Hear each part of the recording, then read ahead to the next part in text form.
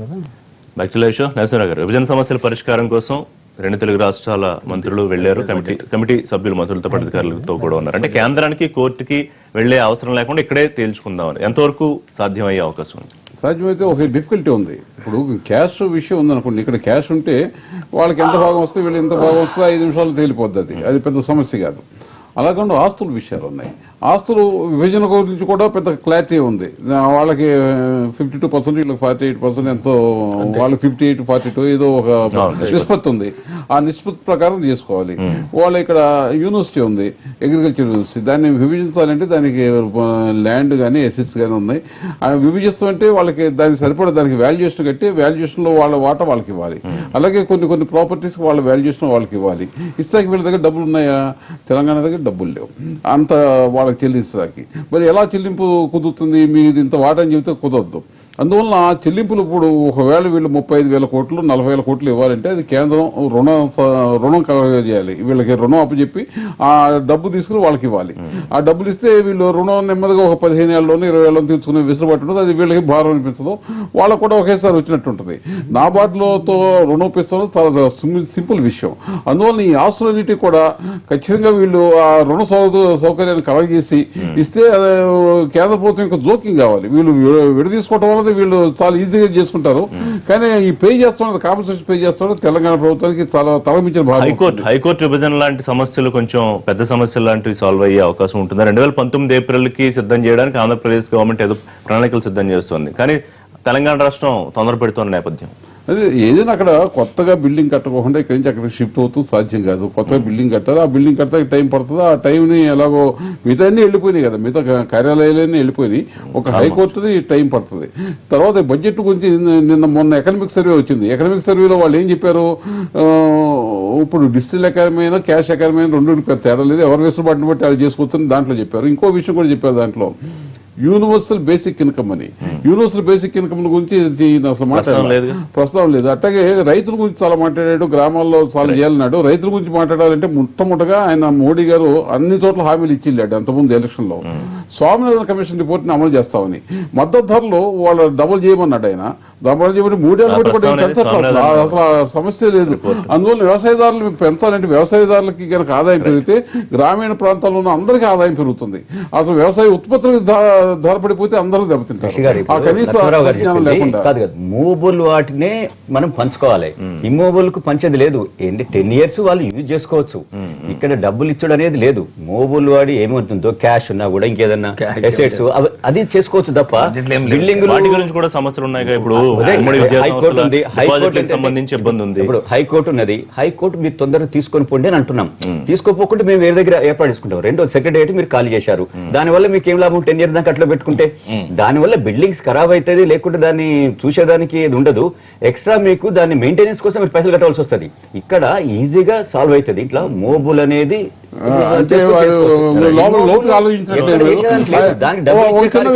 ఆయన చెప్తాను ఏంటంటే గవర్నమెంట్ బిల్డింగ్ల గురించి. అలా గవర్నమెంట్ బిల్డింగ్లు కాదు, కార్పొరేషన్ బిల్డింగ్స్ ఉన్నాయి. Corporation buildings total different. Corporation buildings కి లోన్ తీసుకుని కట్టారు. అలాగే ఇప్పుడు ఆప్ ఉంది, పోలీస్ అకాడమీ, అది గవర్నమెంట్ కాదు. అలాగే కొన్ని ఉన్నాయి. అవి ఇప్పుడు గవర్నమెంట్ సంబంధించిన బిల్డింగ్ సంబంధించి, సెక్రటరీ సంబంధించి, మిగతా వాటికి సంబంధించి సమస్య లేదు. కార్పొరేషన్ సంబంధించి మిగతా వాటికి సంబంధించి సమస్య. చంద్రశేఖర్ రెడ్డి గారు, ఇప్పుడు సచివాలయ భవనాలు అప్పగింత అనేది మీరు ఎక్కువగా స్ట్రెస్ చేసి అడుగుతున్న పాయింట్. కానీ దానికి సంబంధించి కొంచెం తొందరగా అయ్యే అవకాశం లేదు. ఎందుకంటే మిగతా అంశాలతో లింక్ పెట్టి ఆంధ్రప్రదేశ్ ప్రభుత్వం అన్ని ఒకేసారి పరిష్కరించుకుందాం, ఇప్పుడు ముందు మీకు ఇచ్చేసిన తర్వాత మాకు రావాల్సిన రాకపోతే ఏంటి అనే క్వశ్చన్ మార్క్ ఉంటుంది. రిషి గారు ఇప్పుడు చూడండి, కృష్ణా వాటర్ ఆల్రెడీ అలాటెడ్ ఇంత అని ఉంది. దాన్ని మనం అమికబుల్ గా కూర్చొని పంచుకోవచ్చు కదా. అట్లే సెక్రటరీ కూడా ఇంకేదో లింక్ కు పెట్టవలసిన అవసరం లేదు. ఎందుకంటే మీరు ఆల్రెడీ ఖాళీ చేశారు, మీరు ఆల్రెడీ బిల్డింగ్స్ కట్టుకున్నారు. దాని వల్ల మీకు ఏపీ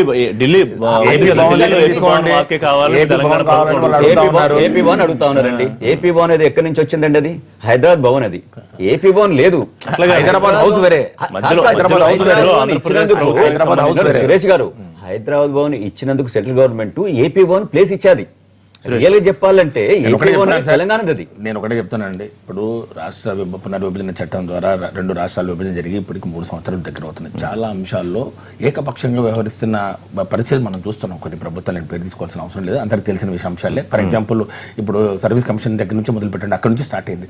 సర్వీస్ కమిషన్ 2 ఉమ్మడి రాష్ట్రాలకు ఒకే సర్వీస్ కమిషన్ ఉండాలన్నారు, లేదంటే యూపీఎస్సీ తీసుకుంటామన్నారు. లేదు మాకు అవసరం లేదని చెప్పి వాళ్ళు తీసుకున్నారు. అగ్రికల్చర్ యూనివర్సిటీ యూనిలేటరల్ చేయడం జరిగింది. షెడ్యూల్ 9, షెడ్యూల్ 10 దాంట్లో ఉన్న కొన్ని ఏవైతే సంస్థలు ఉన్నాయో ఆ సంస్థల్ని జాయింట్ గా మనం చేయాలనుకున్న ఒక చట్టం ఉంది. అవన్నింటినీ ఉల్లంఘించి ఈ రోజు ఏకపక్షంగా మరి ప్రతి విషయంలో కూడా మరి కేంద్రానికి వెళ్దాం, కేంద్రం దగ్గరికి పోయి చెప్పడం, లేకపోతే మేము కోర్టుకు వెళ్దాం, ఇంత అవసరం లేదు. ఎందుకంటే ఉమ్మడి రాష్ట్రాలకు ఒకటే గవర్నర్ ఉన్నారు కాబట్టి ఇద్దరు ఏకాభిప్రాయం వచ్చింది, మనం కూర్చున్నాం. అది చాలా ఆహ్వానించదగ్గ పరిణామం. కానీ ఈ అంశాలు ఎంతవరకు మరి ఉన్న సమస్యలను పరిష్కారం చేయగలుగుతాయన్నది మనం కాలమే చెప్పాలి. కానీ ఒకటి మాత్రం ఖచ్చితంగా మనం తెలుసుకోవాల్సింది ఏంటంటే, మనం ఈ రోజు ఒక చట్టం చేసుకున్న తర్వాత చట్టాలను గౌరవించాల్సిన బాధ్యత ప్రభుత్వాల మీద ఉంది. అంతేగాని చట్టం ప్రకారం చేస్తే ఎవరు చేసుకుంటారు అని చెప్పి ఇలాంటి దురుసుగా మాట్లాడి దురుసుగా ఏకపక్షంగా చాలా అంశాల మీద మనం చూసాం. సర్వీస్ కమిషన్ బిల్డింగ్ అయితేనే మీరు చూడండి, మన ఇంటర్మీడియట్ బోర్డు విషయాలు అయితేనే ఎక్కడైతేనేమి ఎక్కడ వాళ్ళు ఇవ్వాల్సింది ఎక్కడ ఉంది, ప్రతిదీ ఉల్లంఘన. అవి పక్కన రీడిజైనింగ్ అని మళ్ళీ కాన్సెప్ట్. రీడిజైనింగ్ పేరట ప్రాజెక్టుల మీద ప్రాజెక్టులు కట్టుకోవడం, దీన్ని మేము ఎన్నిసార్లు కేంద్రానికి చెప్తున్నా కూడా అవి అరణ్య రోదన అయిపోతా ఉంది. కాబట్టి ఈ ప్రాజెక్టులు ఏవైతే రీడిజైనింగ్ పేరట ప్రాజెక్టులు ఇస్తున్నారో, ఏ విధంగా వాళ్ళ పంపకాల మేర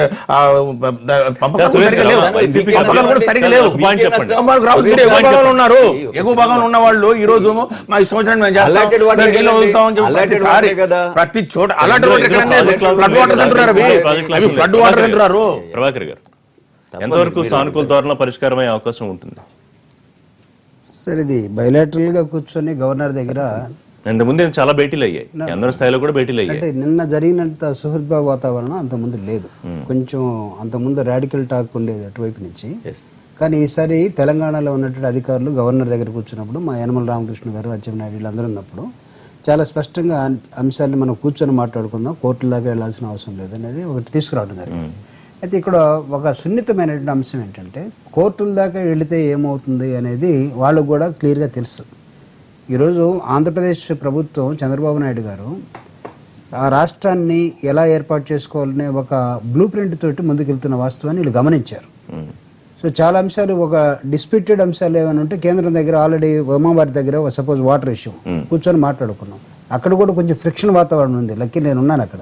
కానీ దాన్ని కూడా మేము దాటి ముందుకు తీసుకొని ఒక మంచి వాతావరణం తీసుకురావడం జరిగింది. ఈరోజు గవర్నర్ దగ్గర కూర్చొని తీసుకున్న నిర్ణయంలో ఖచ్చితంగా ఇద్దరు కలిసి కూర్చొని మాట్లాడుకొని చాలా అంశాలను పరిష్కరించుకోవచ్చు అనే దాని మీద తెలుగుదేశం పార్టీ ఇలా ఇది ఓవరాల్ ఆస్పెక్ట్. కానీ పాయింట్ టు పాయింట్ వచ్చేటప్పటికి సచివాలయంలో మీరు ఖాళీ చేసిన భవనాలు, నిరర్ధకంగా ఉన్న భవనాలు మాకు అప్పగించండి, అక్కడ మేము దాన్ని రీడిజైన్ చేయాలనుకుంటున్నాం.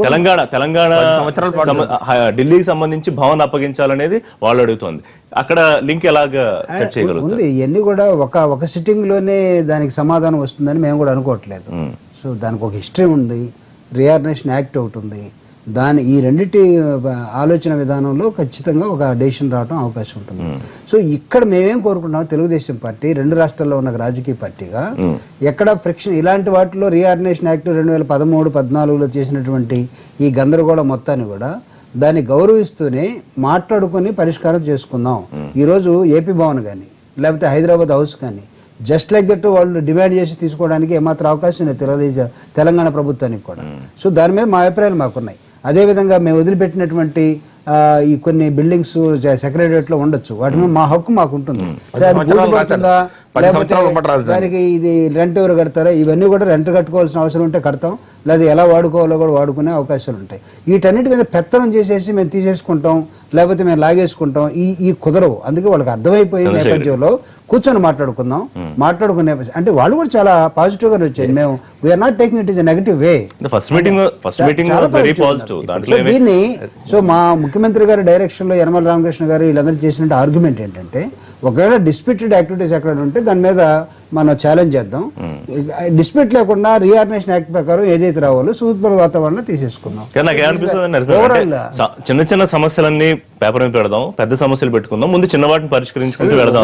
ఉద్యోగుల విభజన జరగలేదు ఇంకా. అంటే చిన్న పరిష్కారం ఈజీగానే అవుతాయి, కానీ చిక్కుముడి ఉన్న పెద్ద సమస్య పరిష్కారమే కదా ఇంపార్టెంట్. దానికోసమే కదా వ్యాఖ్యలు అటు నుంచి అటు మారుతున్న అసలు పరిస్థితి. విషయం ఏంటంటే కొన్ని సమస్యలు పరిష్కరించేసరికి మంచి వాతావరణం వస్తుంది, మిగతా సమస్యలు పరిష్కరించుకుంటానికి మాకు సుగమం అవుతుంది. అందువల్ల చర్చల ద్వారా పరిష్కరించుకుంటాం అంటే అంతకన్నా మంచి విషయం ఇంకోటి లేదు, అంతకన్నా ఆహ్వానించదగ్గ విషయం ఇంకోటి లేదు. అందువల్ల ఇది ఖచ్చితంగా మొత్తం పరిష్కారం అవుతాయి. ఇక్కడ రిషి గారు ఉద్యోగుల విభజన దగ్గర నుంచి ఆస్తుల పంపకాల వరకు మీరు అక్కడ లోపల మీటింగ్ అవుతుంటేనే బయట వాళ్ళు ధర్నాలు. మరి ఉద్యోగుల విభజన ఇంకా క్లారిటీ రాలేదు. వాళ్ళు కమలనాథన్ కమిటీ మీరు చెప్పింది కరెక్టే, ఉద్యోగుల విభజన ఇంకా జరగలేదు. అక్కడున్న వాళ్ళకి పోస్టింగ్స్ ఇవ్వట్లేదు, ఇక్కడికి వచ్చిన వాళ్ళకి ఇక్కడ పోస్టింగ్ దొరకట్లేదు.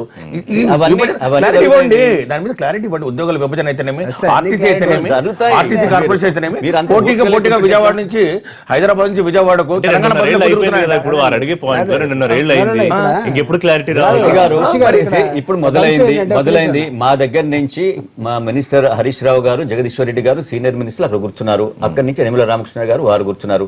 తప్పక ఇప్పుడు 100 సమస్యలలో ఫస్ట్ 90 కానివ్వండి, 10 తర్వాత అవుతుంది.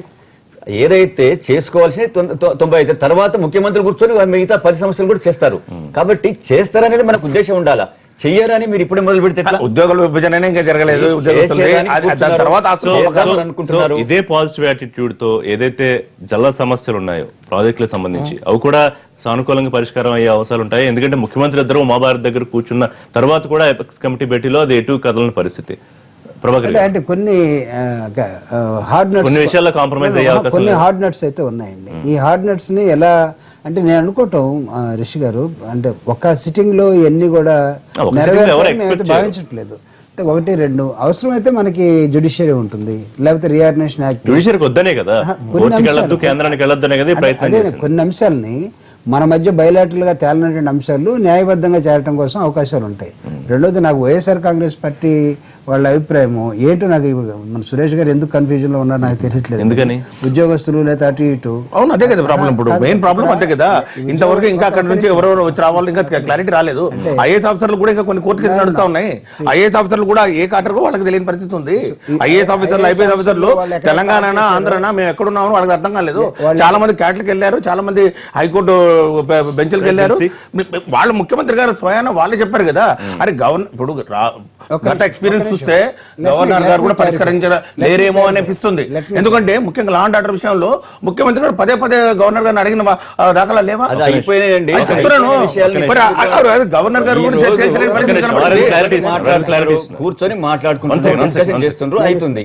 సో ఐఏఎస్లు కానీ ఐపీఎస్లు కానీ వాళ్ళు కోరుకున్నటువంటి అలొకేషన్ ప్రకారం అవి జరుగుతాయి. వాళ్ళేం పెద్ద కోర్టులకు వెళ్ళి నాకు పోస్టింగ్ కోసం ఎక్కడ లేవు అవి. ఏంటంటే అసలు వైఎస్ఆర్ కాంగ్రెస్ పార్టీ తెలంగాణకి అన్ని విషయాల్లో సపోర్ట్ చేసిన తర్వాత ఉద్యోగుల విషయంలో ఇటు జరుగుతుందని ఈ సమయంలో మాట్లాడటం నాకైతే అర్థం కావట్లేదు. రైట్, చూద్దాం మరి ఏం జరుగుతుంది. అంతా పాజిటివ్ వాతావరణంలో సమస్యల పరిష్కారం దొరుకుతుందని ఆశిద్దాం. థ్యాంక్ యూ వెరీ మచ్ అండి అందరికి లైవ్ షోలో పార్టిసిపేట్ చేసినందుకు. ఇదే వాళ్ళ